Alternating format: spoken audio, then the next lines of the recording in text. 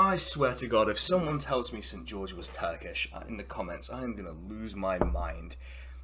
Hey everyone, happy St. George's Day. Now I'm going to tell you, originally I was going to get the most English beer I could find in the supermarket to drink in this video, and I found a rhubarb and custard beer that I assumed would still be in the shops about 2 weeks later. Turns out, no, so what I've instead got is this beer called Strawberry Fields, made by the UK's largest dedicated sour beer producer. So I'm going to be drinking this as the most English beverage I could find that wasn't like John Smith's, because I'm going to be real with you all, I am not drinking John Smith's. It does smell like strawberries, right? Let's see how this plays out. Just to demonstrate I am a person who knows how to pour a beer still. God, it smelled like those strawberry yogurts I used to have as a kid. You know? Alright, okay. Alright. To England, I guess. It tastes like the strawberry yogurts you had as a kid. What is this beer? What? I'm actually dumbfounded by how that tastes. Hold on. I know you didn't come for like a beer review, but this tastes like strawberry yogurt. That should not be possible. That should not be This is dangerous and should be illegal. I'm coming out as an authoritarian against this specifically. Wow. I'm going to start this video with a story that happened last year on St. George's Day. I checked my phone and saw an article by the Mayor of London, Sadiq Khan. This article boasted about the supposed reclamation of the St. George Cross, which you might recognise as the flag of England, from the far right. Every year on St. George's Day, politicians from Jeremy Corbyn to like Sadiq Khan and Andy Burnham and probably Keir Starmer this year, notionally left-of-centre politicians, do this thing where they talk about English patriotism and how it either needs to be redefined so as to reclaim it as a force for progressive politics, or that it has been reclaimed. This is manifested in a broad concept I would call progressive patriotism, a kind of civic patriotism that emphasizes the bonds in community and pride in place. The other thing that happened to me on St. George's Day last year was that I walked by two pubs on my way to a shop, and outside both pubs were a group of belligerent, drunk people draped in the England flag chanting EDL, EDL. For those who don't know, the EDL is a far-right group that evolved out of football hooliganism. I live in a rather diverse city, and everyone just kind of walked past, mildly amused, because frankly, these guys had been drinking since 9 AM and were too drunk to pose a physical threat to anyone by like 4:30 in the afternoon. This got me thinking, have we reclaimed our, if it is indeed ours, flag from these people? And it raised the question, why are so many politicians who are nominally left of centre seemingly unable to let the day go without trying to redefine or reclaim patriotism? Who is it for? And I guess crucially, why are we bothering with this? Don't we have something better to do with our time? I want to kick this up a level above England to the UK and the Union Jack as well, because that is a more commonly brandished symbol when the press is bashing you over the head about patriotism. Though I will say that a lot of this is about the English left, since in Scotland and Wales they have the SNP and Plaid Cymru, which are both notionally left of centre-ish nationalist parties. And I just know even saying that the SNP and Plaid are nationalist is going to wind up some of their supporters because they think that word has a negative connotation associated with the far right. But it's objectively what the parties stand for through independence from the UK. Take it up with them, to be honest. And I think that reaction speaks to the problems both with civic nationalism and progressive patriotism.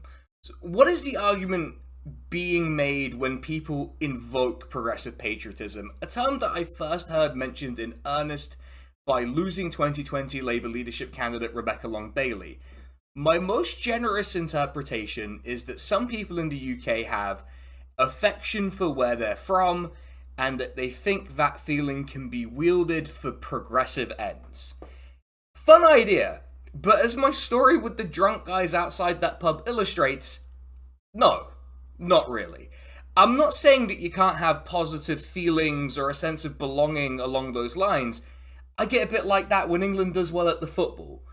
It's just that, if we're being honest, there's a pretty serious clash between what we profess to believe and any kind of patriotism, because patriotism has to stop somewhere, usually at a border, and it stops at specific types of people who are excluded from it, which is one of the things I find really interesting about this, which is that some people really want the left to adopt patriotism, and they argue for it in the worst way. Like, one of the arguments you run into is, the left are okay waving the Palestinian flag, but not the Union Jack or the St. George Cross. To which the obvious retort is that different things are different. If you take the Union Jack as a symbol, it represents something very different to the Palestinian flag. And in fact, in that case, it's a symbol of the historic oppression and colonialism Palestinians have suffered. So let's dismiss that out of hand. Like, even if we think a symbol is aesthetically pleasing, which the Union Jack absolutely is not, outside of like one Iron Maiden album cover perhaps, some symbols are just not worth recovering. I want to be clear, I'm not saying that the Union Jack or the St. George Cross is like the swastika. It's not even close, and there's no equivalence to be made there. But if you consider it a salvageable symbol, you're going to need a lot more of a convincing pitch than, just trust me, bro, we can use this for progressive ends. There's no equivalence between the symbol of an imperial state in the global north and the symbols of national liberation movements. There just isn't. I think a lot of this drive towards progressive patriotism is a reaction to this hypocrisy, because a lot of people on the left are very sensitive to that accusation. And I'm here to tell you, in this very specific case, you don't have to be. Dismiss it out of hand, because the people who are trying to shithouse this onto us do not align with our values. Ultimately, that answers who this is for. It's always fashionable to say, oh, you know, the left doesn't win because it hates Britain, which, you know, fuck Britain, frankly. But they say this about Britain or any country where the left is operating, which, sure, Britain sucks, and part of fixing that is going to involve some painful reckoning with the past. Like, who would we attract if we did embrace patriotism? Because that's the idea, right? We can build a winning coalition, either electorally or otherwise, if only people believed we loved our country. The problem is, no one who cares about that is going to believe us, even if we're sincere, which, in my case, it wouldn't be. The vibe I get from politicians and activists who push this line is that of a manager at a customer-facing job who's taking you aside and tells you, I get it, but not in front of the customers. And it's not lost on me that a lot of the push for progressive patriotism comes from either very privileged people of color or white people, and often the target for these lectures are activists who are more likely to be marginalized. Like, make it a little less obvious what this is really about, right? If the argument is that these symbols should be embraced, not because it's going to appeal to these people, but because there's intrinsic value to having symbols that we can associate ourselves with, then I have some news. Socialists and communists have plenty of symbols. Why not use them? You see what I'm saying? What makes the St. George Cross or the Union Jack so special? Is it that they're already known, already familiar? But then we have the issue of connotation. Also, like, who cares? The only kind of person who cares that I made a slightly disdainful look at a St. George Cross is probably a dickhead who won't be convinced to put their shoulder to the wheel for our aims anyway. I think my main point of resistance to the idea of progressive patriotism being something we should embrace is, what's the point? What's it for? What does it advance on our behalf? And can we even embrace patriotism in the global north without it necessarily becoming exclusionary? Even if you accept that it's about pride in place, being proud of where you're from, then that has to end somewhere. Like, England has an end, whether it's the White Cliffs of Dover or the Severn Estuary. At some point, the place you are isn't England. And God, is that usually a better place. But the primary identity then isn't English. And that's not to say that if you live in Nottingham, where I live, that there aren't things to be proud of and advantages to living here. Because, why else would I live here? But these things couldn't apply to, say, Winchester, which I'm sure is a lovely place, don't get me wrong, but it's not here. If we can't circle the square of socialism being an internationalist ideology and patriotism being an inherently limited one in scope, then how can we seriously consider it? There's no national liberation struggle being fought for the English. In fact, the only people who believe in that sort of thing, that English and the English identity are oppressed, they tend to be fascists, and they tend to blame us for that. Which brings me to the other circle we need to square. As a coalition, the left tends to be more diverse than the right, at least in terms of whose interests we're representing and the composition of people who make it up. Insofar as there is a left as a cohesive thing, because I get it, we love our infighting, let's move on from that. In a lot of cases, the iconography of patriotism, whether British or English, has been wielded by people who want to harm these people. I think it's going to take more than, no, but we want to raise taxes on the rich and aren't racist, to get buy-in. And I do think we need the buy-in from marginalized communities to make this work, if it can even work, which, again, to be clear, I don't think it can. It's the old thing. The master's tools will never dismantle the master's house and all of that. Fundamentally, we're opposed to the people wielding the symbols, and we're opposed to the political meaning of the symbol. Not to the extent that it should be, hidden from sight. Look, I'll admit it, I've draped myself in a St. George cross during a football match, to my shame, but there we go, it's just how that plays out. Honestly, there are bigger problems in the UK and England, but the fact is that these symbols are symbols that are tarnished and possibly unsalvageable for use by us. Look, you only get one life, and I can't tell you how to live it. If you want to try and salvage the St. George Cross and Union Jack as a symbol for progressive politics and left-wing politics, go for it. I just don't see it as possible or particularly desirable when we have symbols and stories of our own that we can use. It's one of those things where if we actually consider who's excluded by the symbol, the answer becomes really clear. The people excluded are those who have been at the sharp end of the British state, and those who are likely to be the ones who we want to be supporting. I care less about Gary down the pub being repulsed by my dispassion towards the symbols of this country than whether we're repelling marginalized people who are overrepresented in the working class from the world that we want to build. I'm amazed by how nice this is. Although it is sour, they're not kidding about the sourness. Right. Video.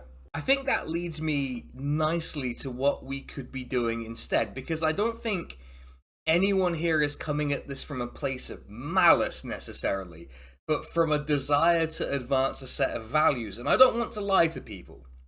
The way to build a serious political movement that has staying power rather than disintegrating like the current UK government isn't to try to sneak what you really believe like it's medicine you give to a dog. That's what this all feels like. It feels like we're trying to trick people into supporting our politics when our rhetoric is already popular. Why not try to lean into that advantage? Speak to people the way we want to. There's a reason fascists steal the rhetoric and the clothes of the left.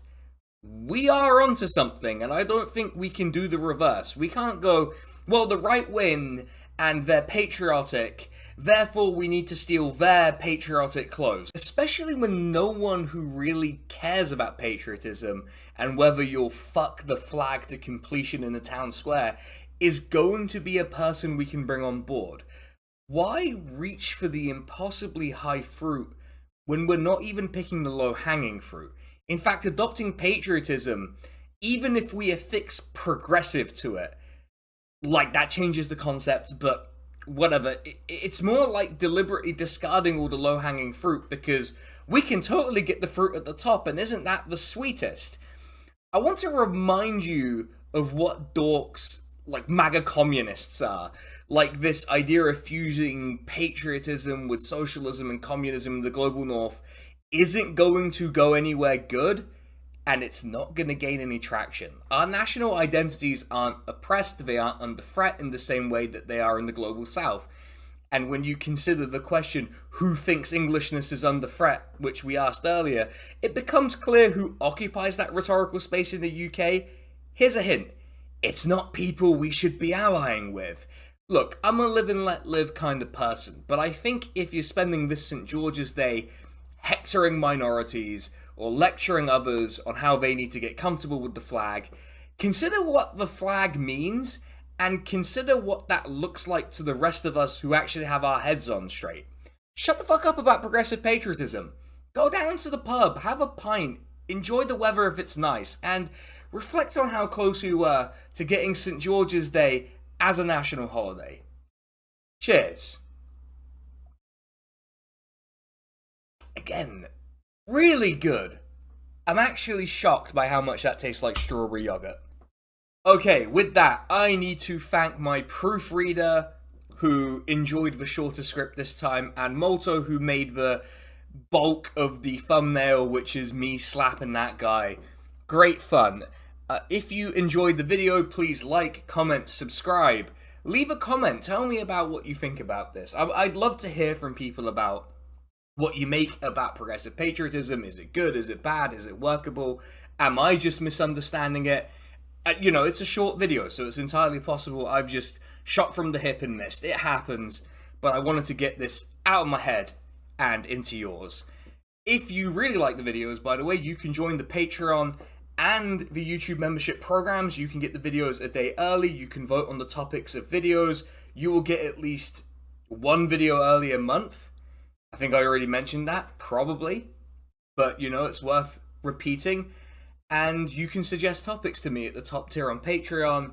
And sometimes I kick that out to everyone because, you know, it's good to have a wide array of views. But I need to give a special shout out to my top tier patrons, Dronriff, Mercutio, Kersey Scheider, and Liron. Absolute legends. And I want to shout out the YouTube members, Nada Jiwa, Katie Marshall, Roger Zugi, Scaly Bubble, Ben Johnson, and McGoggles. Again, excellent name. Thank you to all of them.